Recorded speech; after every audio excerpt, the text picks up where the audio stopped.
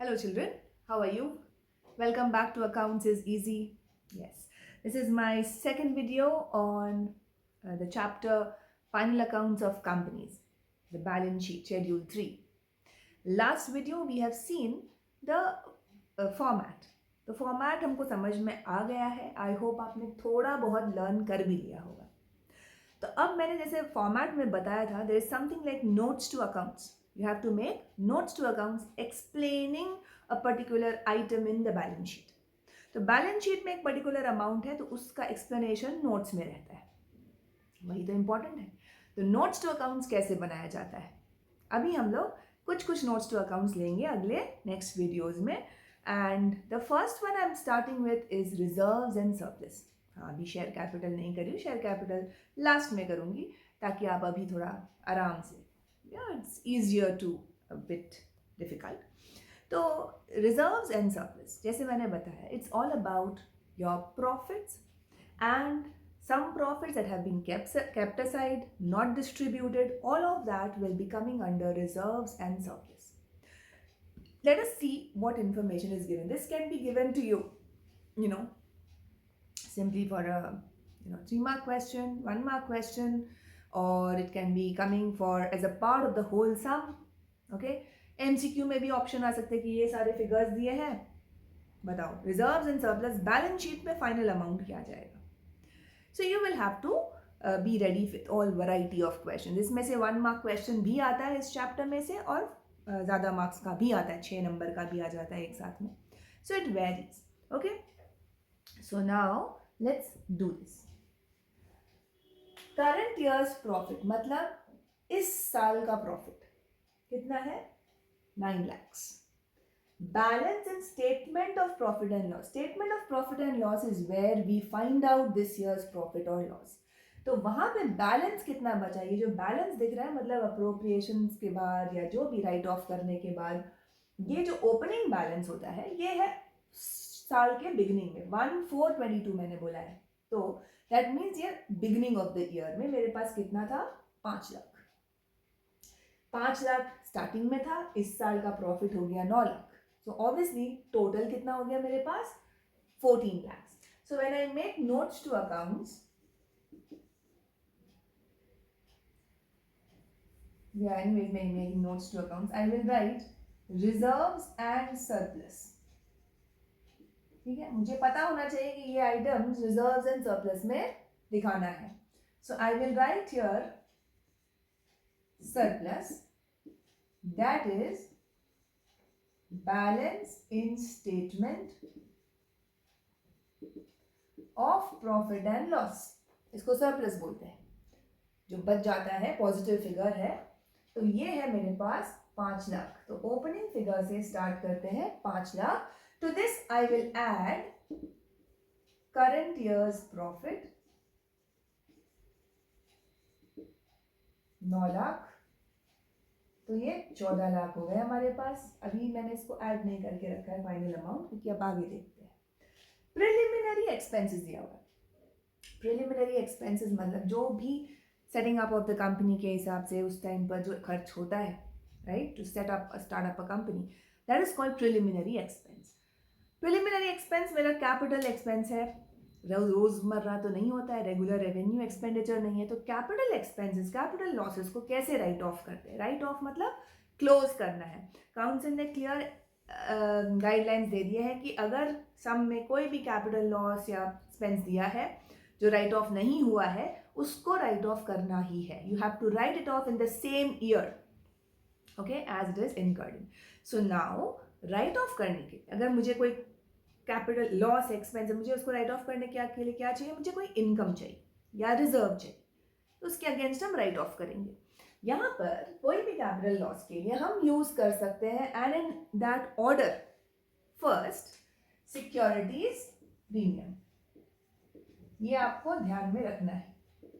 Securities premium हम use कर सकते हैं, प्रिलिमिनरी एक्सपेंस. और क्या होते हैं capital losses, discount on issue of debentures, loss on issue of debentures, ये सब हो गया तुम्हारा कैपिटल लॉसेस. तो इसको हम राइट ऑफ करने के लिए सबसे पहले सिक्योरिटीज प्रीमियम यूज कर सकते हैं. उसके बाद हम कैपिटल रिजर्व भी यूज कर सकते हैं. कैपिटल रिजर्व क्या होता है? जो मेरे कैपिटल गेन्स है, कैपिटल प्रॉफिट्स है, उससे मैंने क्रिएट किया है, उसको मैंने अलग रख दिया ताकि कैपिटल लॉस कैपिटल प्रॉफिट के अगेंस्ट सेट ऑफ हो जाए। ये मेरा रेवेन्यू, रोज का, हर साल का रेवेन्यू इनकम और रेवेन्यू एक्सपेंडिचर को डिस्टर्ब नहीं करेगा। Okay, so capital reserve we can use, और we can also use the statement of profit and loss. अगर मेरे पास कुछ रिजर्व नहीं है, so I can fall back on statement of profit and loss also.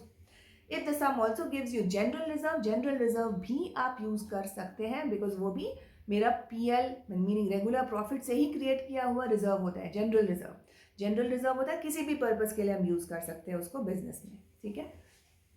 So I can use that and I will close the capital loss account. ये हो गया तुम्हारा journal भी। ओके, तो इन सबको मैं डेबिट करके यूज कर लूंगी और इसको क्लोज कर दूंगी। Now I can see preliminary expense here 2 lakhs and I have securities premium also, capital reserve also. So पहले मैं कौन सा यूज करूंगी? Securities premium. Securities premium I have 1 lakh. Preliminary expense कितना है? 2 लाख ज्यादा है। तो सिक्योरिटीज प्रीमियम हम पूरा यूज कर लें अगर 1 लाख भी, तो भी पूरा प्रिलिमिनरी एक्सपेंस तो खत्म नहीं हुआ। मेरे पास 2 लाख प्रिलिमिनरी एक्सपेंस है राइट ऑफ करने के लिए, और मेरे पास सिर्फ सिक्योरिटी प्रीमियम 1 लाख था। Now this 1 lakh that is still left to be closed, I can use next the capital reserve in that order. Capital reserve I can use 50,000 because again I have only 50. अभी भी बच गया कितना? 50. So that 50,000 I can use from statement of profit and loss, and this entire 2 lakhs of capital loss, that is preliminary expense, can be closed. Alright. So what have we done? Utilize securities premium reserve first, then capital reserve, and then since we were left with no other reserve that can be used, we have debited the remaining amount 50,000 to profit and loss, statement of profit and loss. Okay. So now that 50,000 will be going from here. Debit कर रहे हैं मतलब, use कर रहे हैं मतलब कम हो जा रहा है। Less preliminary expenses written off 50,000, ये हो गया राइट ऑफ।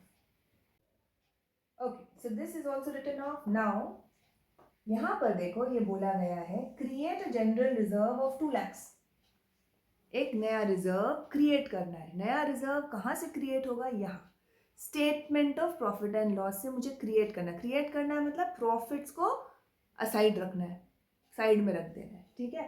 सो ये जो इसमें से है मैं क्रिएट करूंगी जनरल रिजर्व। तो ये स्टेटमेंट ऑफ PL से हटके जनरल रिजर्व में चला जाएगा 2 lakhs। Okay, so how much am I left with? Because ये दोनों तो हट गए, ये तो अलग रिजर्व्स है। जनरल रिजर्व भी क्रिएट कर दिया मैंने 2 lakh.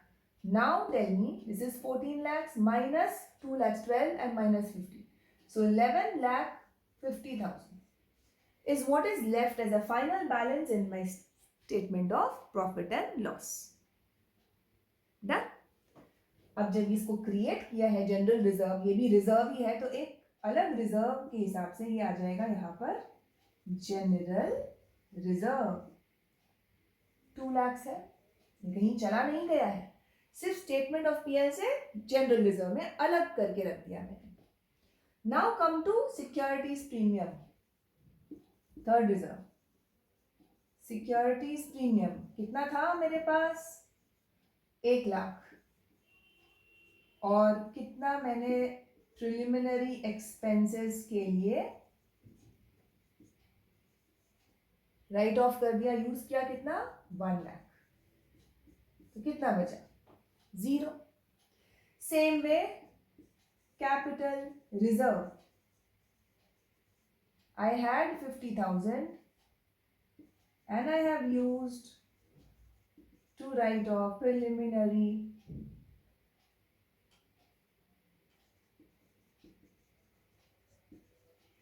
expense written off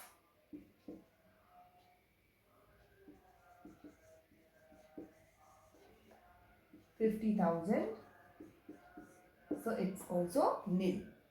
All right, So these are the reserves that I have. And I have shown the entire explanation here under the notes to accounts for reserves and surplus. तो final amount मेरा balance sheet में, जो balance sheet में आपने format देखा ना, reserves and surplus एक heading है जिस शेयर होल्डर्स फंड्स के अंडर में, वहाँ पर, तो वहाँ पर हमको ये दिखाना है final amount. Final amount will be here 11,50,000 and here 2 lakhs. So 13,50,000. This is the amount that will go to balance sheet against which heading? Reserves and surplus. ये सारा कुछ नहीं जाएगा, ये सारा कुछ सिर्फ notes to accounts में आएगा. Notes to accounts is the explanation. So I've explained it where it's supposed to be. Balance sheet में आपको कुछ नहीं दिखाना अलग से, आपको सिर्फ दिखाना है reserves and surplus 13,50,000. That's it. Are you getting the connection now? Balance sheet and notes to accounts mein? Okay. So now, if this is done, of course, please make a note of this, how it is supposed to be done, and we'll do more notes to accounts now. Let's take one more question. Here we have been given land 12 lakhs, machinery 5 lakhs, patents 50,000, equipment 1 lakh, goodwill 2 lakhs, provision for depreciation on machinery 50,000. Now all of this is given. Where should it go? Under which heading? This is basically all assets. ये सारे assets है ना मेरे. कुछ tangible है, कुछ intangible है, लेकिन सब जाएंगे नॉन करेंट एसेट्स के अंदर. पहला मेजर हेडिंग क्या है एसेट्स के अंदर? Non current assets. उसमें पहला पॉइंट क्या है? पहला फॉर्मेट याद होना चाहिए, तभी समझ में आएगा कि डालना कहाँ है. So property plant and equipment and intangible assets as the first heading. उसके अंडर में ब्रेकअप है. Property plant equipment A and B is intangible assets. Here we have a mix of all. How many tangible assets can you see here? What about land? Land tangible asset, machinery tangible asset. देख सकते. Patents, patents क्या है? Patents, copyright, trademark, ये सब मेरे legal rights हैं ताकि मेरा प्रोडक्ट कॉपी ना कर सके कोई, राइट? सो ये इनटैंजिबल एसेट है. Equipment tangible. Goodwill, my reputation in the market. Purchase goodwill है तो ये दिखाएंगे, लेकिन इनटैंजिबल एसेट्स में रेप्यूटेशन दिखता नहीं है. और ये जो प्रोविजन फॉर डेप्रिसिएशन है, प्रोविजन फॉर डेप्रिसिएशन का थोड़ा कॉन्सेप्ट ये है. डेप्रिसिएशन मतलब एसेट को यूज़ कर रहे तो हर साल उसका वैल्यू तो कम हो ही रहा है ना. वैसे का वैसे, नया का नया तो एसेट नहीं रहेगा. सो डेप्रिसिएशन मतलब क्या होता है कि एसेट का वैल्यू में जो गिरावट आया है, फॉल आया है, fall in the value of asset. ठीक है. तो ये जो है ये हमेशा एसेट के कॉस्ट से माइनस किया जाता है कि हाँ इतने पैसे दिए मैंने खरीदने के लिए, इतना गिर गया उसका वैल्यू, सो अभी इतना वैल्यू बचा है. Alright, so everything for this we will make notes to accounts. Obviously I have to make notes to account. Number 1, for property, plant and equipment. पहला नोट ये रहेगा क्योंकि इसके अगेंस्ट में ही मैं इसका अमाउंट दूंगी टैंजिबल एसेट्स का. तो उसमें मेरे पास है लैंड 12 लाख, मशीनरी, मशीनरी है तो 5 लाख वैसे कॉस्ट पे, लेकिन उससे हम लेस करेंगे ये प्रोविजन फॉर डेप्रिसिएशन क्योंकि उतना उसको रिड्यूस करना है 50,000. सो इसका नेट अमाउंट है 4,50,000. देन मेरे पास इक्विपमेंट है टैंजिबल में. इक्विपमेंट कितने का है? 1 लाख. हो गया, ये हो गया, ये हो गया, ये हो गया, ये हो गया. So अब इसका फाइनल अमाउंट कितना आ रहा है? 12 plus 4.5, 16.5 and 17.5. This will go against property, plant, equipment in the balance sheet. 17,50,000. ये कुछ भी नहीं लिखना है बैलेंस शीट में, सिर्फ ये एक अमाउंट आएगा. दूसरा मुझे बजट बनाना पड़ेगा दूसरे सब हेडिंग के लिए इंटैंजिबल एसेट्स, क्योंकि मेरे पास यहाँ पे इंटैंजिबल एसेट्स है. तो यहाँ है मेरे पास patents 50,000 and goodwill 2 lakhs. total 2,50,000. All right. So this is how we make the notes to accounts for property, plant, equipment separately and intangible assets. अब रूल क्या है? When am I supposed to show notes to accounts? Be very clear about it. Okay. सम में मेरे को क्या दिया गया है? ये सब कुछ. ये सब कुछ के लिए क्या तुम्हें कोई भी हेडिंग ऐसा दिखता है जहां पर ये वर्ड्स लिखे हों? मशीनरी, एसेट साइड में मशीनरी, लैंड, इक्विपमेंट, सिर्फ इक्विपमेंट नहीं लिखा है. तो यहाँ जब भी मेरे पास कोई ऐसा चीज है जो एक सब हेडिंग में इंक्लूड कर सकते हैं हम, सुटेबल सब हेडिंग में, और इसके लिए मेरे पास कोई सब हेडिंग डायरेक्ट नहीं है, तो मुझे नोट्स टू अकाउंट्स बनाना ही पड़ेगा. नोट्स टू अकाउंट्स बनाना है और उसमें ये सारा कुछ कैलकुलेशन दिखा के एडिशन सब्ट्रैक्शन, मुझे ये एक अमाउंट बाहर देना है, एक ही अमाउंट लिखना है. अगर आप बैलेंस शीट में लिख दोगे प्रॉपर्टी, प्लांट, इक्विपमेंट के नीचे लैंड, मशीन, बिल्डिंग ऐसे करके, आपको मार्क्स नहीं मिलेगा, you lose marks. Also suppose intangible assets मुझे सिर्फ गुडविल दिया होता, पेटेंट्स नहीं. Let's assume that the sum does not give you only, it gives you only goodwill as an intangible asset. Do you need to make notes to accounts then? एक ही amount है ना, तभी भी बनाना है. क्यों? क्योंकि intangible assets तो समझ में आ जाएगा किसी भी रीडर को फाइनेंशियल स्टेटमेंट का. हाँ, कुछ intangible asset है 2 लाख का, लेकिन वो है क्या? Intangible assets तो बहुत सारे हो सकते हैं. So you will have to specify, and that's why you need to make the notes to accounts here. Even if you have one figure, but if it is not exactly written as intangible assets, then I will have to make the notes to accounts. Even if only one figure is given, you will write intangible assets, goodwill, 2 lakhs. That's it. So when do we not make notes to accounts? Teacher is saying, इसके लिए भी notes बनाओ, उसके लिए भी notes बनाओ, सबके लिए notes बनाएं? नहीं बनाएंगे. Suppose कि अगर मुझे एसेट साइड में मुझे दिया गया है इंटैंजिबल एसेट्स, सम में ही लिखा है intangible assets 2 lakhs, it's not written as goodwill और पेटेंट और anything like that, then I don't need to make notes to account for intangible assets because I myself don't know what is intangible assets. Intangible assets एक सब heading है already और वो 2 लाख का है बस. So put that amount in the balance sheet directly. No notes required for that in that case. Okay. So what have we learned today? How to make notes to accounts for a few things. Of course, I will do more sums on this. तो और हम discuss करेंगे. Very importantly, share capital बनाना भी discuss करेंगे जो आजकल mostly पूछते हैं. ठीक है, वो भी करेंगे और बाकी सब भी करके we will wrap up this. Okay. ASAP. Till then, stay glued to my channel. Accounts is easy. Please subscribe, and if you're not subscribed, notification bell on होना चाहिए, जब भी आएगा नया वीडियो पता चलना चाहिए, and you should be doing it, okay, immediately. You don't have time to waste.